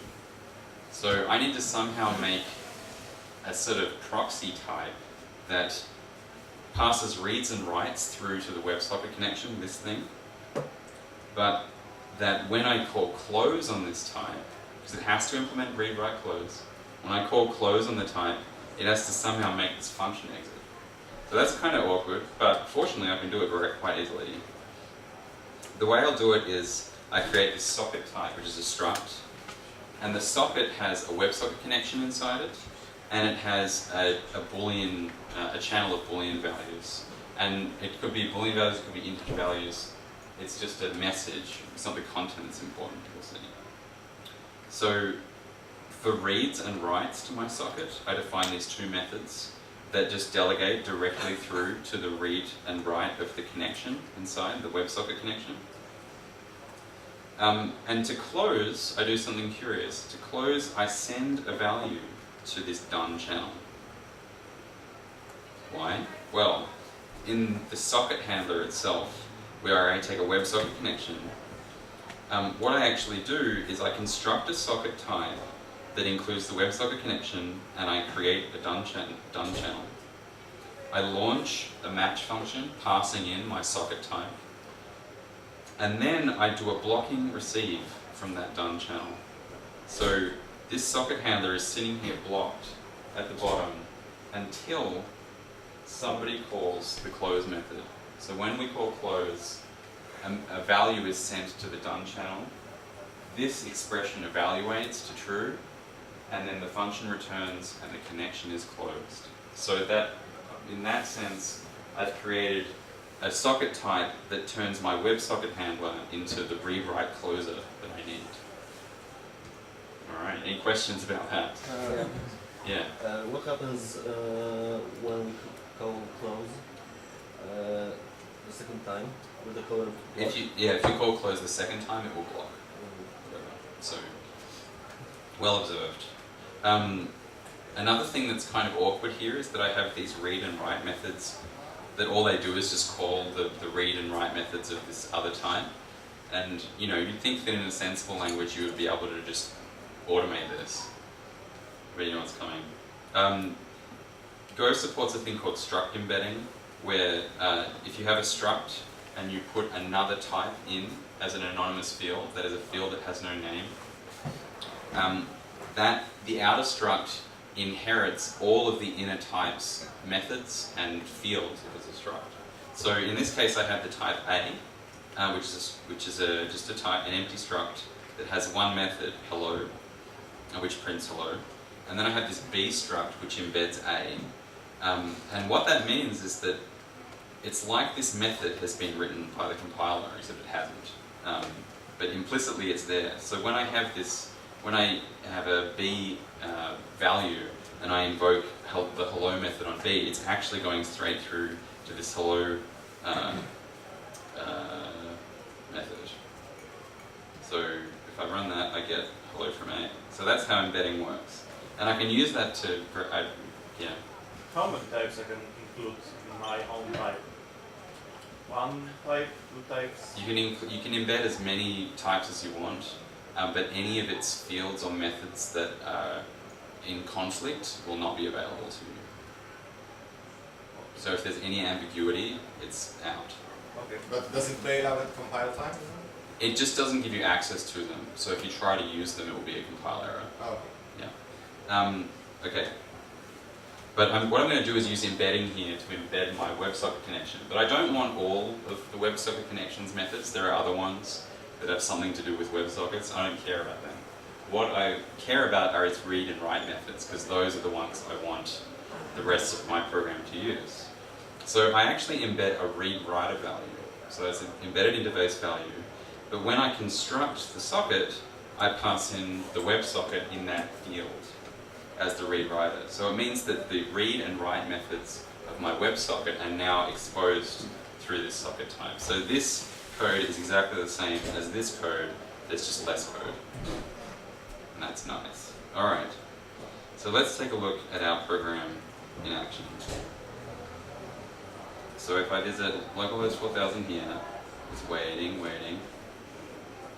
Visit it here. And the two guys found each other. If I say guys, it could be anyone. But everyone's a guy on the internet. That's what they say anyway. So, hello? Yes. No. Okay. Done. And when one of these exits, about blank, you see the connection closes on the other side. That's that same match function, the same chat function, the same closing, the same error handling, all that stuff that we wrote before is still in play here. Okay. But what happens if you connect to this service at 3 AM when you can't sleep? You should sleep, but you don't want to sleep. You can't anyway. And there's no one there. Wouldn't it be nice if you could synthesize a chat partner to talk to 24 hours a day, 7 days a week, 365 days a year, including Christmas? Let's do it. Who has heard of Markov chains? Anyone? So there's a lot more to Markov chains than this, but essentially a very basic notion is that you take a series of tokens, in this case words, and then you divide them up into overlapping chains of tokens and put them in a table, and then you have some idea of when you get to the first part of the chain, what is likely to follow. And here I have a very short string, and so my table is very small, and there's actually only one branch in the table, which is when we run into the prefix IM, we might get the word A, or we might get the word not.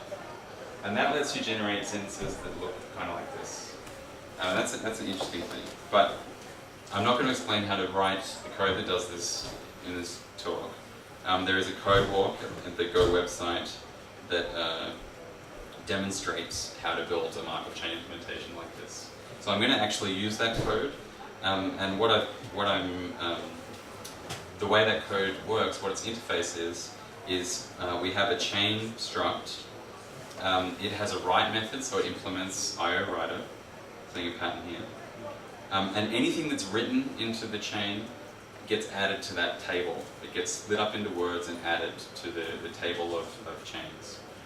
And then there's a generate method that returns a string of up to n words. So you specify like the maximum length of the phrase you want, and then you get that out. So that's the chain table. So to integrate the chain, what we do is we create a global variable called chain. So all conversations will share the same source of random noise.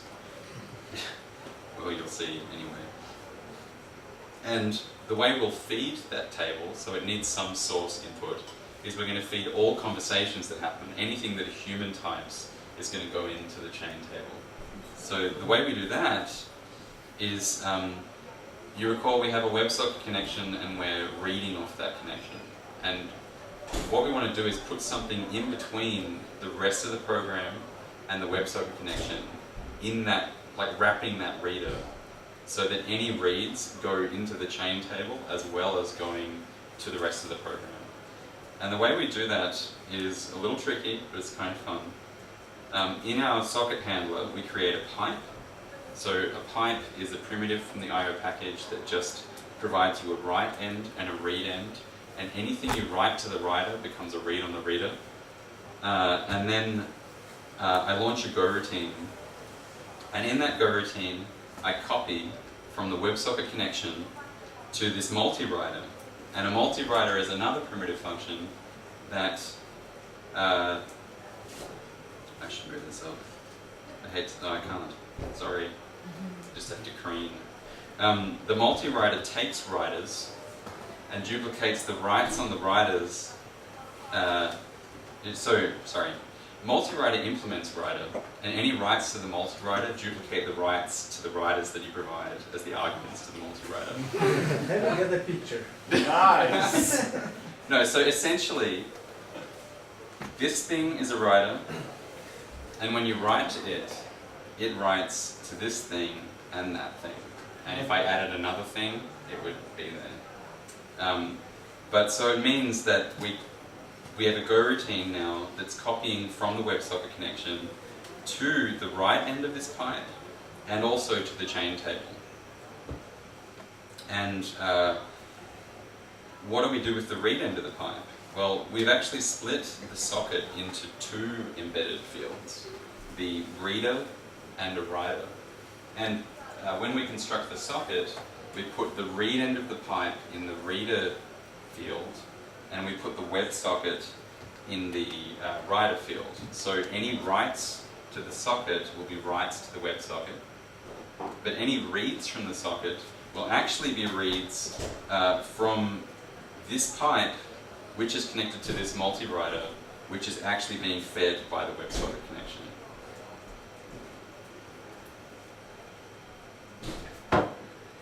Finally, when that copy in the separate Go routine exits, we call this close with error method on the pipe writer, so that the read end will also be shut down when that copy fails eventually. So it's just propagating the error down our chain of readers and writers. Now the actual implementation of the Markov bot is a function that returns a read-write closer. So we call bot and we get something that looks like a network connection that we can read from to get text out of it, we can write to say things to it, and we can close to tell it to go away.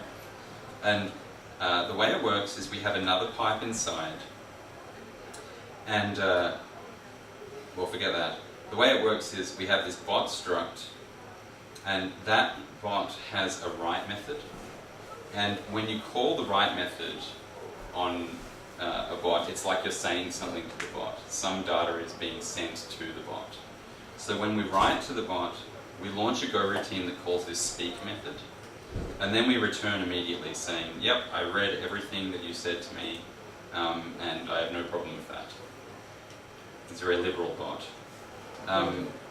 The speak method, it sleeps for 1 second for suspense, and then it calls the generate method on the chain table to generate at most 10 words. And then it takes that message and writes it to the writer in this outfield. So what's the outfield? So the outfield is an IO writer, and it's actually the right end of this pipe that I created. And so when the bot speaks, it writes to the pipe, and then the pipe's read end is embedded in the bot as a read closer. So that means that any reads from the bot are actually these writes here. So when you read from the bot, you're actually hearing what it's saying when this speak method is called. So because I've embedded the read and close from the pipe, I now have a bot that implements read, close, and write. And it just speaks when it's spoken to, like a good person. Okay, a good robot. The final step is integrating this bot with our service. And the way we want it to work is when you connect to the service, if you wait more than 5 seconds, the bot will join the conversation and you can speak to it instead of someone else. And the way we do that is we use this time after function, which will return a channel that sends a value after, in this case, 5 seconds.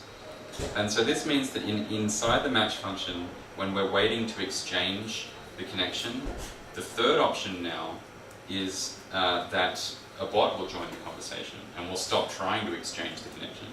Now we launch a chat session between a bot, which we create with the bot function, and our connection. And the chat function remains exactly the same. Ah. Okay. So let's check it out. I'll run the markup version. Now, when I connect, if I connect as usual, it works in the normal way.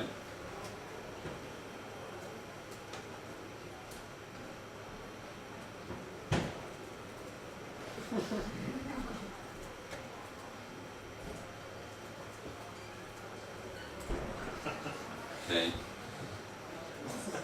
But, so I can leave, you know, that's a typical reaction, of course I'm going to leave. And then, if I rejoin, and I wait more than 5 seconds,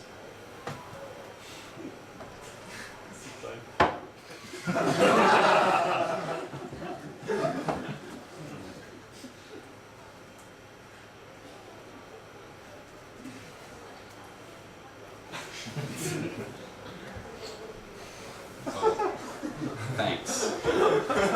Thank you. I'm only your dad. Alright. But there's one more thing we can do before I finish up.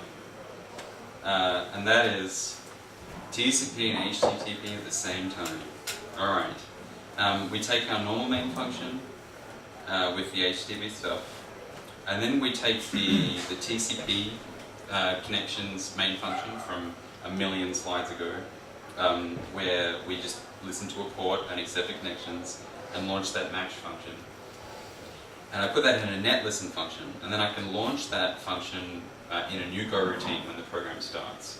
So now on port 4000, I'm listening to an HTTP, I'm serving HTTP, and on port 4001, I'm serving just plain TCP. And so, running this version with moment of truth.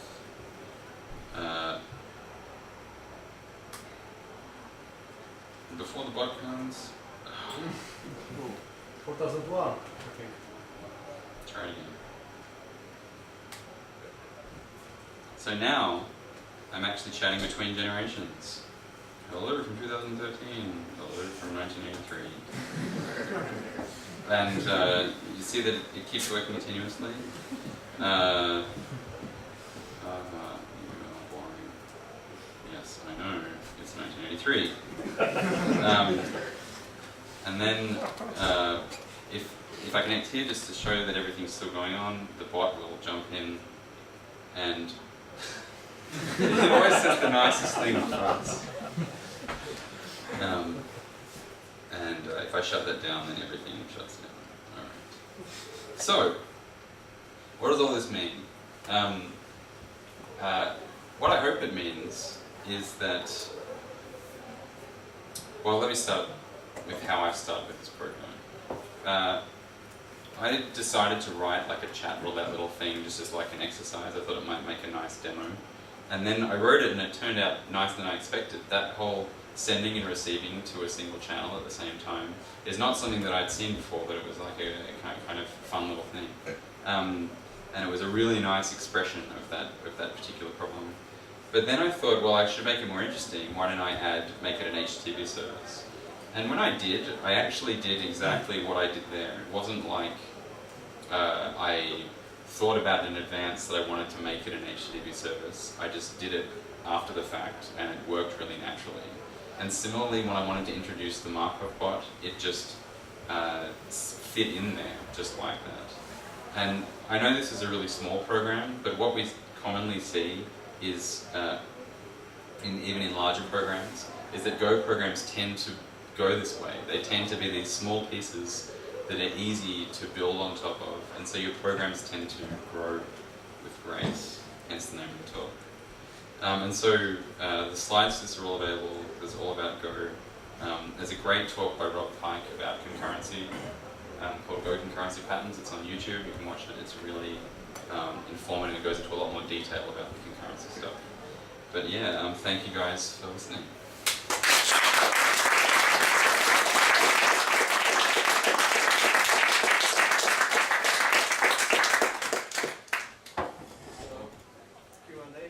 Yeah, so I might just do strictly 10 minutes of questions because it happens to go over time. Yeah. curious about how Go routines work. Is there a thread pool or something like that? I can control the thread pool, identify No. jobs. No. So the way Go routines work is exactly as you saw here. There's nothing else to say about them. The runtime manages them in total. You can't inspect what Go routine you're running in, and you can't store like Go routine local data or anything. They're like a pure abstraction in that you're not supposed to think about any of the underlying implementation stuff.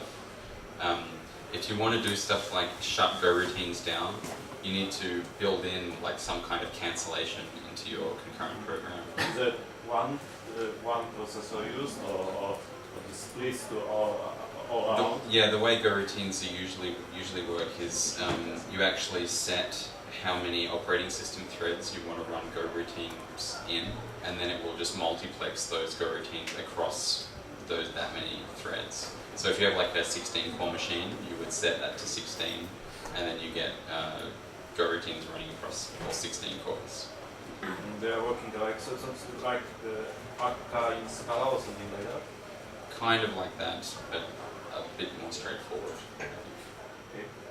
About the back. I know you've heard this question a lot, so... Have you heard me answer it before? But I will ask anyway, why Go? And to not make it so easy to answer, I will put it in context.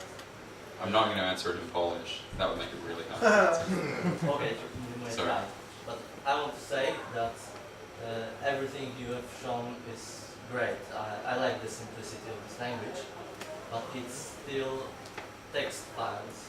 In every language we write text files, but I think it's the wrong way. We should create classes like objects. We should put functions in these classes. Sure, Like okay. So a really important thing to note about Go is that it's not trying to be new and flashy and experimental. Go is not an experimental language. Go is deliberately, so someone put it as it's the greatest hits of the well understood. So it's things that we know work and put together really carefully so that they fit together really carefully. And one of the key design goals of Go is to support massive code bases with huge numbers of programmers, because that's what we work with at Google all the time. And we've observed that with all the languages that we use at the moment, there's a lot of complexity, and so the more sort of complexity in the language, the more complex the code will be. There's a distinct lack of conventions, and so we've worked really hard to enforce conventions wherever possible. And for example, you can't import a package that you don't use, it's a compile error. You can't declare a variable that you don't use, that's a compile error. There are lots of little things that we put into the language to make coding at scale in terms of code base size and programmer and team size that are really important in the language. So it's not designed to reinvent programming, it's designed to crystallize the best practices of the people that designed the language. So I didn't mention who built it, but it was Ken Thompson, who was one of the designers of Unix, Rob Pike, who's written several operating systems in several other languages, and Robert Griesmer, who was involved in working on Strongtalk and the Java Hotspot VM and a bunch of other interesting projects. And so these are really, really well-seasoned programmers, working programmers, not academics, people who build real software for a living and have done for, collectively more than 100 years. And so, the language is not supposed to be an experiment, it's supposed to be something that is real and really useful and that will last for a long time, based on what we know about programming. So, anyway. Yeah. Are there any performance benchmarks for Go? I mean, it's not interpreted, yeah, it's compiled, but how well is the compiler optimizing something? So the compiler is pretty good. I mean, the compiler is new. There is also a GCC Go front end for GCC, but the one that I've been using and the one that most people use that's gotten the most testing is GC. And what we've found in sort of realistic situations is that it performs somewhere in the ballpark in terms of CPU time of the execution of Java and C, like somewhere around there. Obviously it's slower than C because everything is slower than perfect C code. Because it gives you absolute control, that's why, or almost.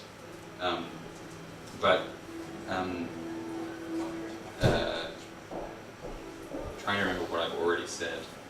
But it's pretty good. And since Go 1.0, we tried really hard to make everything correct. And since then, in Go 1.1, we've been focusing a lot on performance. And we've actually seen anywhere between 0 and like 2.5x speed increases, depending on the kind of workload that you're doing. So yeah, it's good enough, I think, for now. Of course, there's plenty of room for improvement as well. Yeah. Well, I have three questions. Well, you have to ask them as a haiku then. So, make it two questions. Can a routine move control to another routine?